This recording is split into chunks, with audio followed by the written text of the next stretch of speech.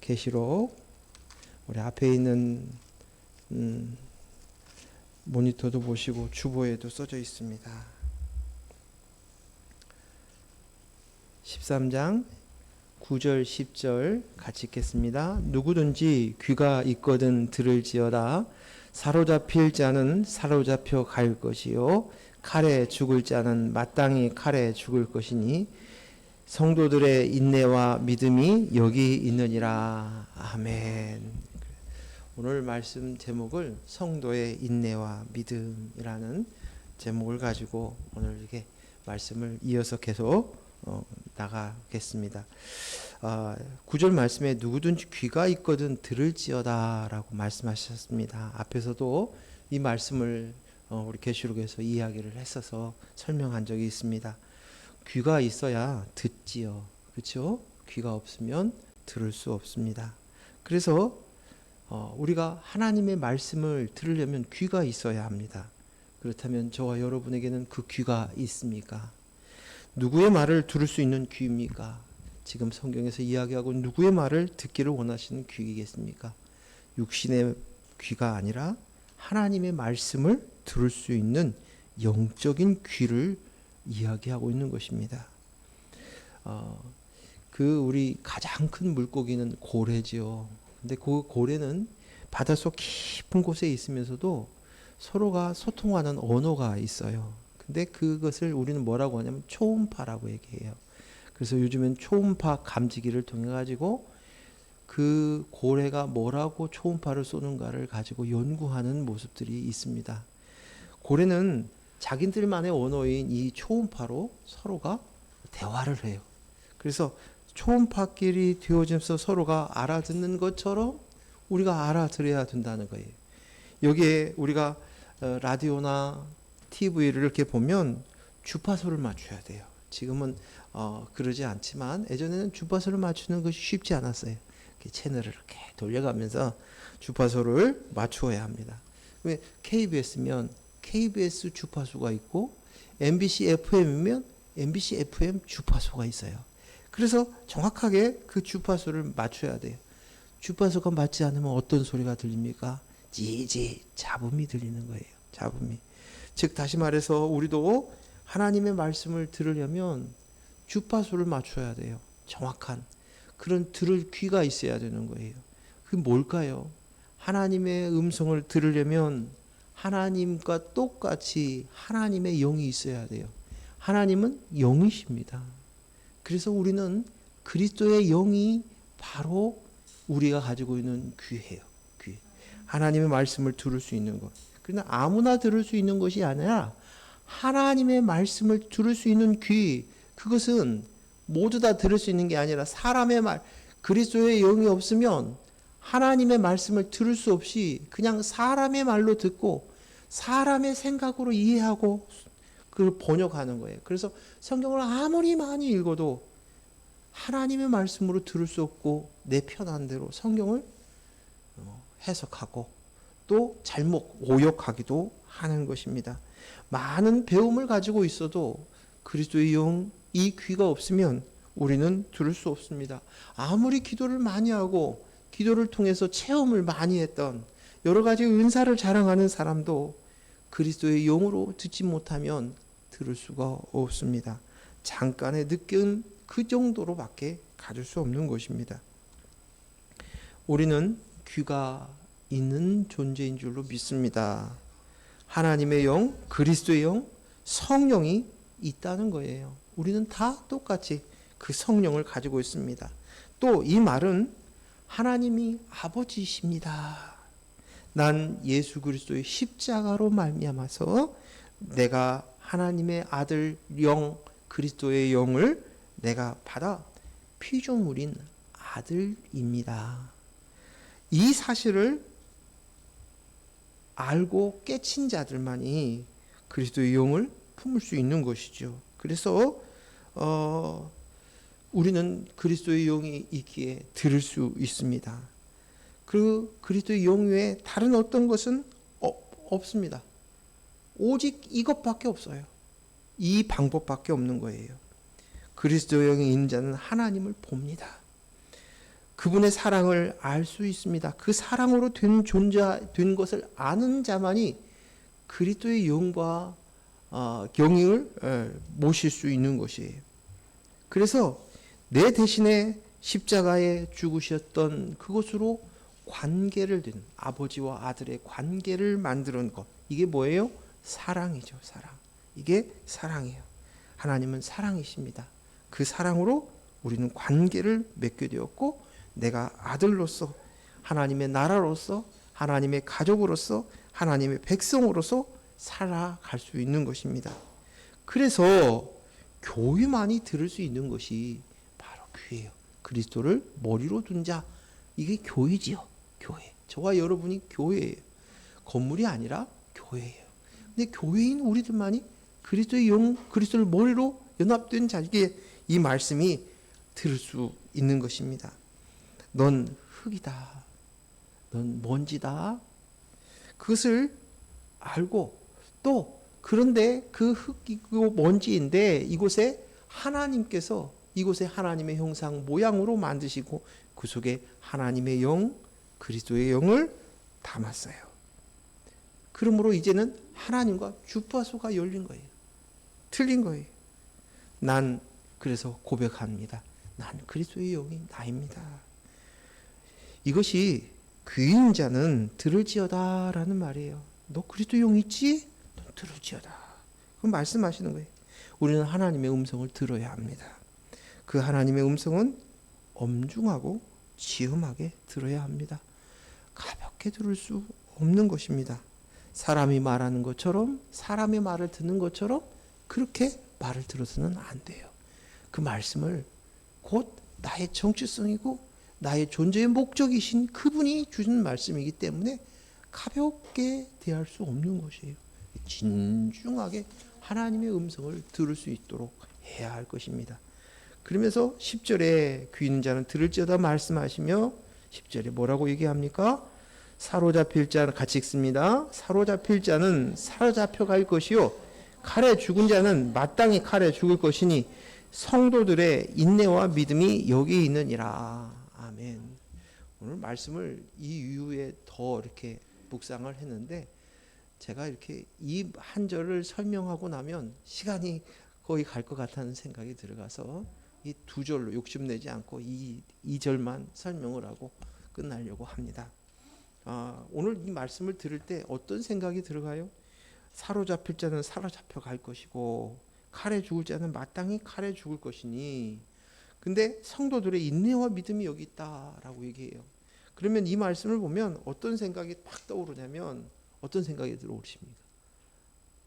이 말씀을 듣는데 좀 두려운 마음들, 위협이 가는 말들, 칼에 죽는다, 사로잡힌다, 이 말 앞에서 두려움, 염려, 걱정이 일어납니다. 왜요?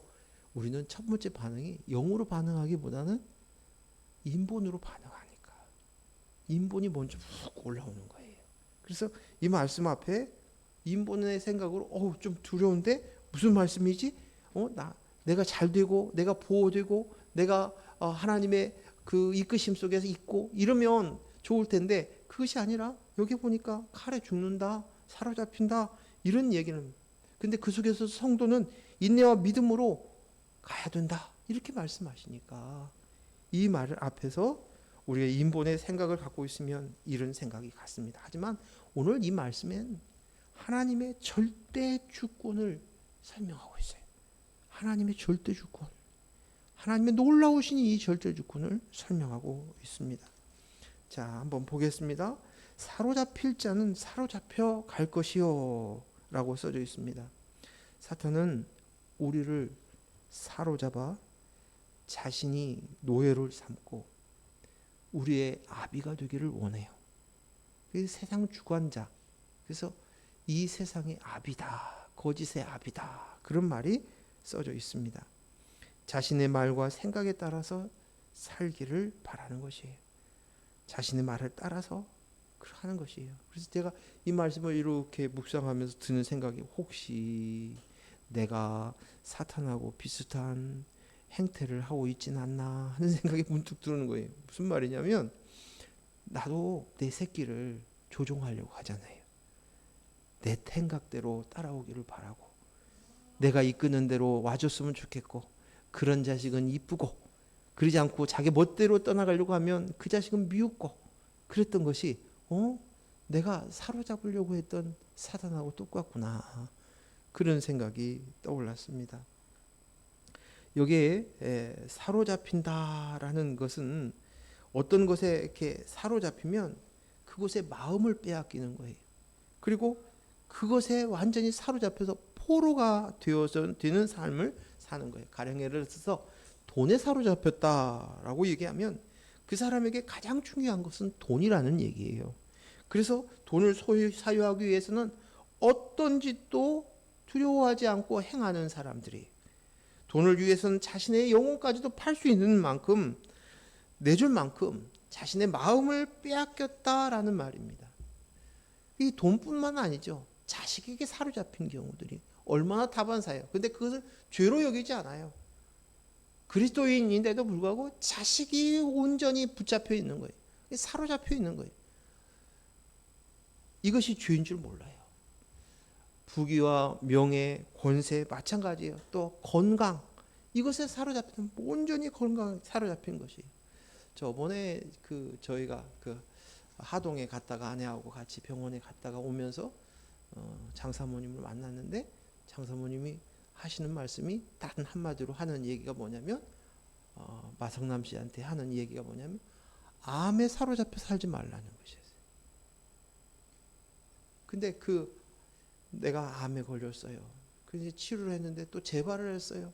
그게 암과 투병하고 있어요. 생사가 오고 가는 문제예요. 너무너무 중요한 문제예요. 근데 너는 암과 싸우는 그것으로 살지 말라는 거죠. 그걸 세월로 허비하지 말라는 얘기예요. 그 말씀이 진중하게 들린 거예요. 지금 내가 세월을 허비하고 사는구나. 내가 나이가 들어서 내 건강이 안 좋아. 내가 돈이 없어. 내 자식이 잘 되어야 되는데 그것을 붙들고 살지 말라는 거예요. 그것에 사로잡히면 안 되는 거예요. 우리는 뭐에 사로잡힌 자입니까? 그리스도의 영으로 사로잡힌 자예요. 그래서 그리스도 영으로 살아야지. 왜 그런 걸로 사로잡힌다는 것이죠. 너무나도 당연한 일이고 알 수 있는 얘기지만 이 말씀이 귀가 있으니까, 그리스도의 영이 있으니까 이제 들리는 거예요. 그것이 크게 와닿는 거예요. 이제 더 이상 노예로, 포로로 살지 않고 이제 나는 그리스도 영으로 사로잡혀 사는 거예요. 그리스도 영으로 사로잡히지 않으면 또 다른 무엇인가에 사로잡히게 되어 있습니까? 우리는 사로잡혀야 되는 거예요. 하나님께서 만들기를 연합체로 만들어 놓으셨어요. 단독자가 아니란 말이죠. 연합체로 만들었기 때문에 뭔가 붙들고 사는 거예요, 우리는. 근데 그리스도 영과 연합되지 않으면 끊임없이 뭘 잡는 거예요. 뭘 잡는 거예요. 저도 그런 것 같아요. 저도 내가 너무너무 힘이 들어요. 벅차요. 그래서 제가 누군가한테 그런 얘기 했어요. 제 입에서 쓴내가 납니다. 그래요. 버거워요. 힘들어요. 그러니까 그리스도의 영으로 사로잡혀야 될 텐데 그 순간 내가 누구를 잡을 사람이 있을까 하고 뚫레 찾아보는 거예요. 응? 그게 포로된 거예요. 우리는 오직 예수 그리스도의 영으로만 사로잡힌 자가 되어야 할 줄로 믿습니다. 마귀에게 사로잡힌 것은 땅에 거하는 자들이에요. 그들의 결과예요. 결과. 그래서 어린 양의 생명책에 이미 창세전부터 기록되어 있는, 우리가 예정된 우리들이, 그리스도의 영을 담을 예정된 우리들은 오직 그리스도의 영으로만 서야 될 줄로 믿습니다. 여기 보니까 또 칼에 죽은 자는 마땅히 칼에 죽을지니라고 얘기합니다. 우리가 가장 공포스러워하고 가장 힘든 것이 뭡니까? 죽음이에요. 죽음. 그래, 칼에 죽음을, 그래서 칼에 죽을 자는 마땅히 죽을지니라 그렇게 얘기하는 거예요. 죽음은 매우 중요한 일이에요. 죽음은 너무 우리에게 가장 두려우고 공포스러운 거예요. 우리가 넘을 수 없는 벽이 바로 죽음이에요. 그래서 우리는 다 젊으나 늙으나 알고는 있어요. 나이 드시고 병든 사람은 더 실감하겠지만 젊은 사람은 덜 실감하겠지만 그 죽음은 동일한 거예요. 다 죽는 거예요. 죽는 거예요. 부모의 죽음 앞에서 죽음이 뭔가를 알아요. 친구들의 죽음 앞에서 나의 죽음의 순서가 내게도 곧 오겠구나. 그것을 인지하고 사는 것이 우리예요. 그래서 평생 죽음에 대한 고민을 가지고 있고 그 공포 속에 살아가는 것이 우리인데, 오늘 사단은 이 죽음을 가지고 우리를 겁박해요. 야, 저 선악과 따먹으면 정말 죽는다고 그랬어? 물어보는 거예요. 그 죽음을 가지고 장난을 치는 거예요. 두려운 그가 뭐라고 합니까? 죽을까 하노라. 확신이 없는 거예요. 그러니까 뭐라고 얘기해요? 넌 결코 죽지 않아. 너도 하나님처럼 될 수 있단다. 이렇게 얘기하는 것이 사단의 말이에요. 사단은 계속적으로 너도 하나님처럼 될 수 있다고, 너도 죽지 않는다고, 너도 하나님처럼 내 멋대로 내 나라를 다스리며 살 거야 라고 위로하고 격려까지 해주는 것입니다. 죽음은 이 땅에 있는 자나 성도들이나 똑같이 육신의 죽음은 맞을 겁니다. 그러나 여기서 하나님은 성도들에게 인내와 믿음으로 쓰라고 얘기를 하고 있습니다. 인내와 믿음, 너의 반응은 그 죽음 속에서 인내와 믿음으로 반응하라는 것이에요. 성도의 인내와 믿음이 여기 있느니라. 여기에서 오늘 하나님의 절대 주권을 우리는 알아야 돼요. 절대 주권을. 살고 죽고 심판, 구원, 이 속에서 이 모든 것을 주관하시는 분이 하나님이시라는 거예요. 하나님이 그 주관자이시고 그것을 이루시는 것이에요. 그래서 하나님의 주권 범위 안에서 우리는 살고 있습니다.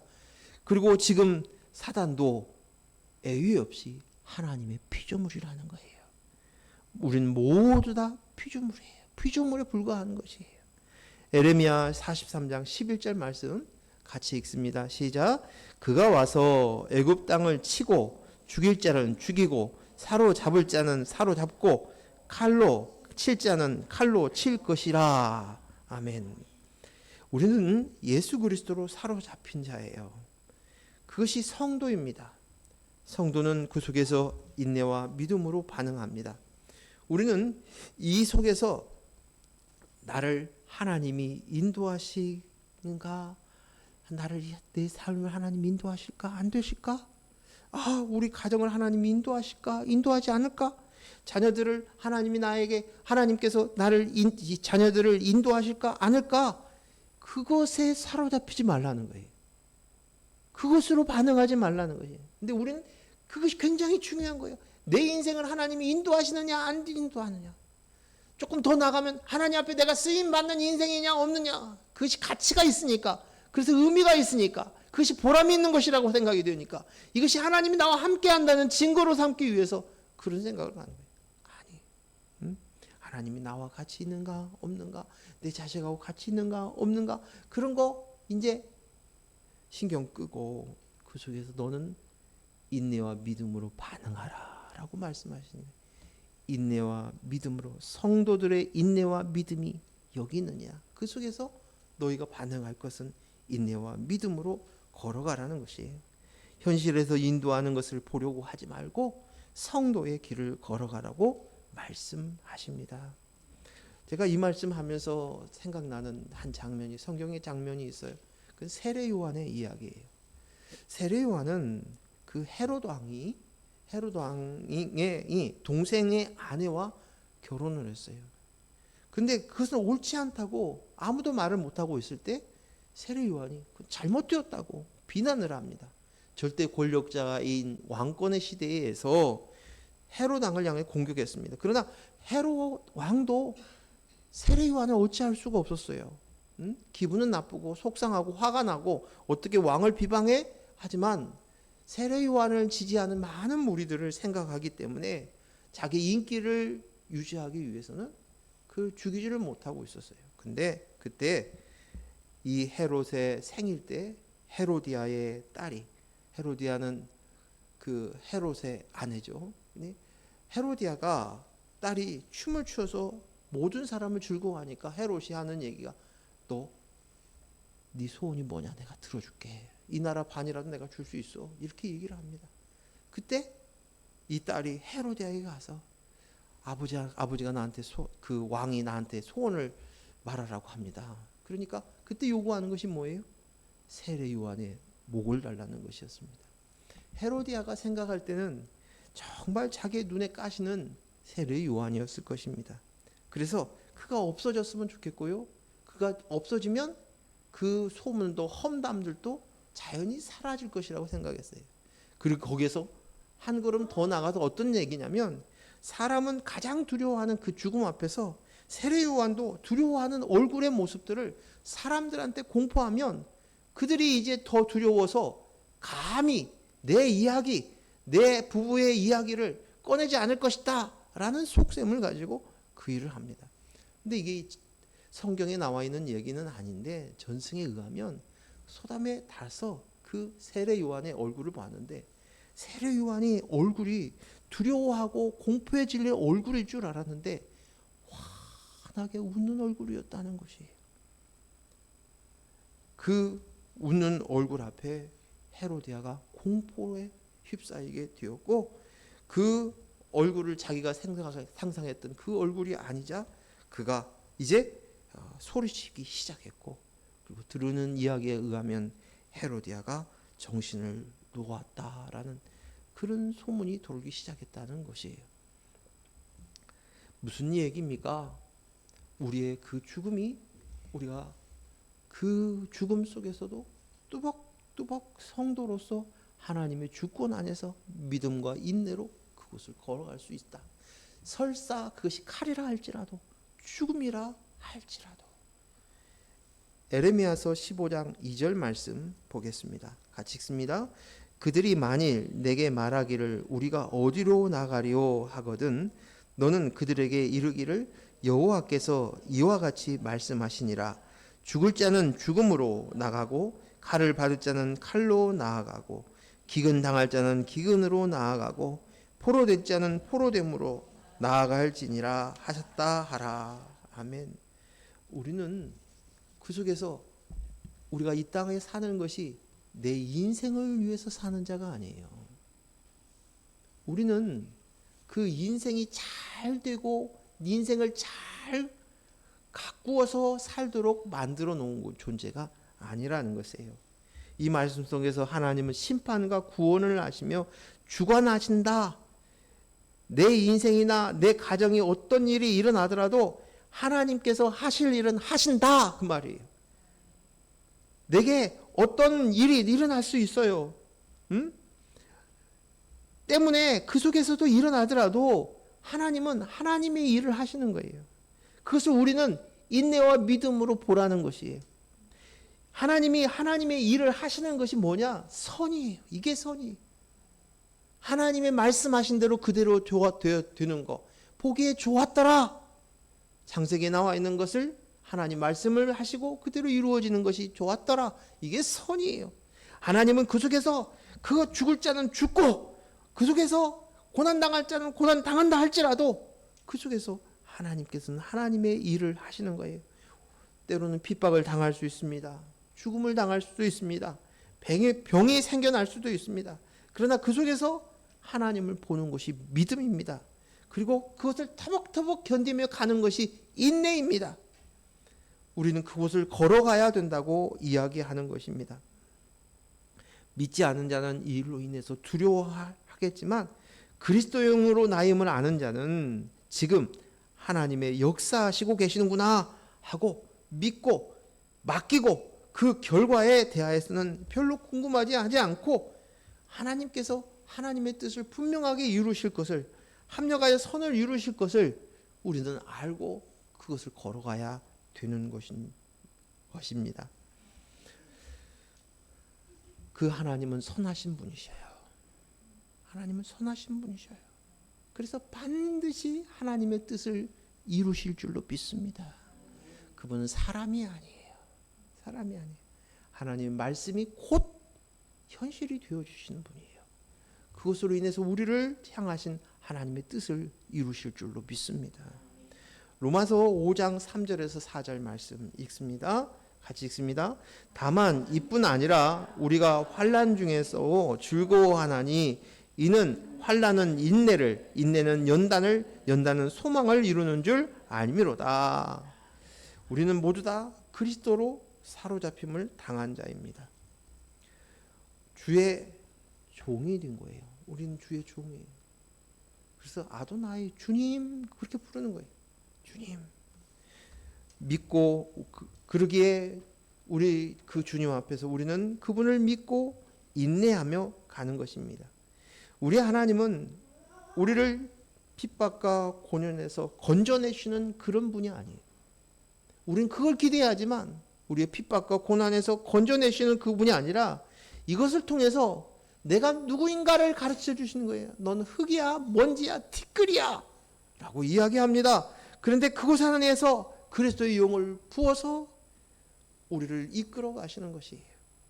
때론 병이 날 수도 있고 사고를 당할 수도 있고 애매하게 고초를 당할 수도 있습니다.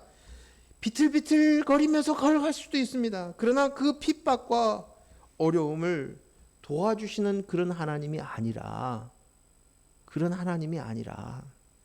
그것으로 어떻게 하든지 그리스도의 영으로 충만하게 하십니다. 이것이 바로 목적이에요. 핍박과 고통이 어떤 모양이든지 하나님은 그것을 사용하십니다. 저희가 이 말씀을 하면서 또 떠오르는 한 장면이 있어요. 요나서예요. 요나서. 한번 성경 한번 보겠습니다. 요나서 4장 10절 11절 말씀 읽겠습니다. 같이 읽습니다. 시작. 여호와께서 이르시되 내가 수고도 아니하였고 재배도 아니하였고 하룻밤에 났다가 하룻밤에 말라버린 이 박넝쿨을 아꼈거든. 하물며 이 큰 성읍 니느웨에는 좌우를 분별하지 못하는 자가 12만여 명이요 가축도 많이 있나니 내가 어찌 아끼지 아니하겠느냐 하시니라. 아멘. 그 요나서의 마지막 절이 이렇게 해서 끝나는 거예요. 어떤 결론을 얘기하지 아니하고 하나님의 마음을, 하나님의 생각을 보여주는 거예요. 근데 이 요나서를 보면서 우리가 착각하는 것이 있어요. 어떻게 보냐면 이 요나서는 선교다. 구약에 나와 있는 선교, 신약에 나와서 사도 바울, 베드로를 통해서 교회를 세우고 교회들을 이방의 전도 땅끝까지 증거가 되는 이 일들을 생각을 하면서, 그런데 유일하게 구약에서 완전한 선교에 관한 책을 들으려면 요나서다 라고 얘기를 합니다. 그 말이 뭐 틀린 것은 아니에요. 그래서 그 관점으로 봅니다. 요나의 시대에는 에브라임 2세 때, 그러니까 북이스라엘의 선지자였는데, 사역했는데, 이 요나가 그 북이스라엘을 멸망시킨 나라가 아수르 나라예요. 아수르의 나라의 수도가 니느웨예요. 근데 니느웨에 가서 이 복음을 선포하라고 얘기를 합니다. 근데 요나가 가기 싫은 거예요. 선지자인데 가기 싫은 거예요. 왜? 안 좋아요, 감정이. 왜 감정이 안 좋아요? 아수르는 지금은 멸망하지 않았지만 아수르가 호시탐탐 이스라엘 사람들을 공격해요. 그리고 결국은 아수르에 의해서 북이스라엘 나라가 멸망당하는 거예요. 원수인 거예요. 근데 그 나라를 구원하기 위해서 가라는 거예요. 그 말에 해서 요나가 다시스로 도망을 가죠. 근데 그 와중에 어떻게 돼요? 풍랑이 일어나고 또 이제 풍랑에 떨어지자 물고기 뱃속에 들어갔어요. 그곳에서 물고기 뱃속에서 요나가 사위를 잇죠. 뭐예요? 회개합니다. 여기 1차 회개가 일어나요. 요나가 1차 회개가 일어나요. 그리고 난 다음에 내가 말씀 앞에서 순종하겠습니다. 요나를 물고기를 토해내서 다시 니느웨로 들어갑니다. 니느웨에 들어가서 외치죠. 당신들 회개하지 않으면 40일 후면 멸망한다고 하나님 그랬습니다. 그렇게 얘기를 했어요. 그 속에 요나의 마음에 진심이 들어갔을까요? 요나는 나팔이었어요. 마음과 그 마음과는 상관없이 하나님의 명령이었기 때문에 그대로 하는 거예요. 이게 회개예요. 1차 회개를 한 요나의 반응이에요. 근데 2차 회개가 일어나죠. 그 속 안에 니느웨 성 안에 그 많은 사람들을, 왕을 비롯해서 모든 짐승까지 금식을 하면서 금식을 선포하고 회개하기 시작하는 거예요. 그러니까 하나님이 어떻게 반응을 해요? 요나서 3장 10절 말씀 읽습니다. 시작. 하나님이 그들이 행한 것 곧 그 악한 길에서 돌이켜 떠난 것을 보시고 하나님의 뜻을 돌이키사 그들에게 내리리라 말씀하신 재앙을 내리지 아니하시니라. 아멘. 오늘 이 하나님의 말씀 앞에서 요나가 감격을 하는 게 아니라 요나가 뒤로 넘어졌어요. 왜요? 마땅히 이 민족은 내가 생각할 때 마땅히 이 민족은 심판받아야 돼요. 하나님의 백성인 이스라엘 백성들을 괴롭힌 사람들이에요. 그럼 마땅히 벌 받아야죠. 이 사람들이 얼마나 못 듣는지요. 저들이 얼마나 우리를 약탈해 갔는데요. 지금도 얼마나 괴롭히고 있는데요. 정말 마주치기도 싫은 이방인인데 그가 회개하니까 하나님이 돌이키시는 거예요. 근데 니느웨 사람들은 좋았겠죠. 회개하시고 하나님이 들어주셔서 40일 후에 하나님이 약속하신 것이 아니라 뜻을 돌이키셨다는 것이, 이게 2차 회개예요. 뜻을 돌이켰다. 그러면서 오늘 사람들에게 이 선교의 관점뿐만 아니라 뭘 또 주관해서 이 얘기를 하냐면, 하나님께 기도하면 하나님의 뜻을 돌이키신다, 이렇게 가르치는 거예요. 그래서 뭘 작동하냐면 인본을 작동하는 거예요. 계속 기도하는 거예요. 하나님의 뜻을 돌이키기 위해서 막 밤새워 기도하는 거예요. 하나님, 할 수만 있으면 이 잔을 옮기십시오. 기도하는 거예요. 그 나무의 뿌리를 붙들고 기도하는 것이. 그래서 그 주권이 하나님의 뜻도 돌이킬 수 있는 것이 우리다, 그렇게 생각하게 만드는 거예요. 근데 오늘 이 말씀의 핵심은 하나님의 절대 주권이 무엇이냐? 두 번째는 하나님의 우리를 향한 목적이 무엇이냐를 가르쳐주는 장면이에요. 그 관점으로 봐야 될 그것이 아니라, 오늘 귀가 없기에, 그리스도의 영이 없기에 복음을 정확하게 이해하지 못하고 그렇게 바라보는 것이에요. 그렇게 설명하고 있고 그것에 인용한다는 것이. 네, 오늘 이 속에서 하나님의 관점은 오늘 우리가 그리스도의 용으로 세워지는 복음의 초점을 두신 거예요. 여기에 목적이 있으신 거예요. 하나님의 생각과 계획이 여기에 있는 것이에요.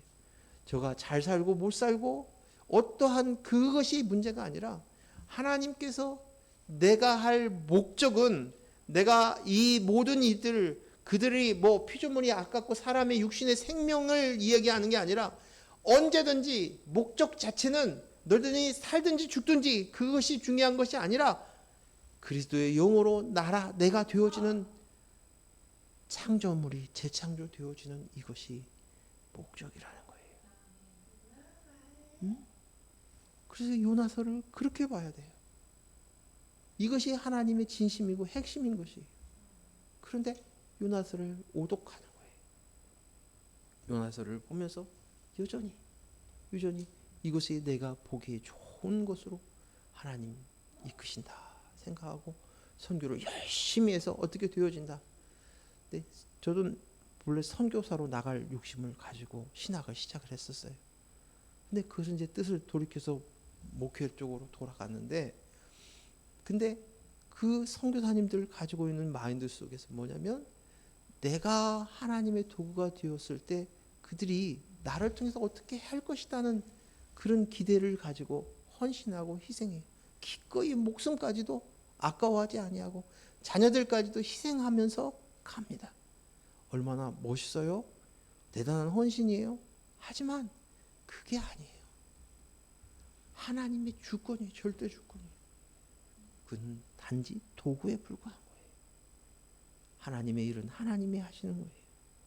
하나님의 복음은 그곳에서 하나님의 선을 이루시는 거예요.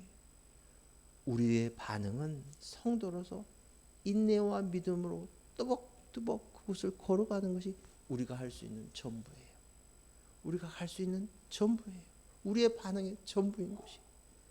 그 속에서 내 인생을 부여잡으면서 하나님이 인도하시냐 이끄시냐, 내가 잘 구원받았느냐 안 받았느냐, 내가 잘 될 것인가 못 것인가, 내 개인적인 그런 것으로 하나님은 관심이 없다는 거예요. 그거에는. 그런데도 우리는 절대적인 개인적인 그 생각 속에 사로잡히는 거예요. 하나님은 포괄적으로 우리를 인도하시고 이끄셔요.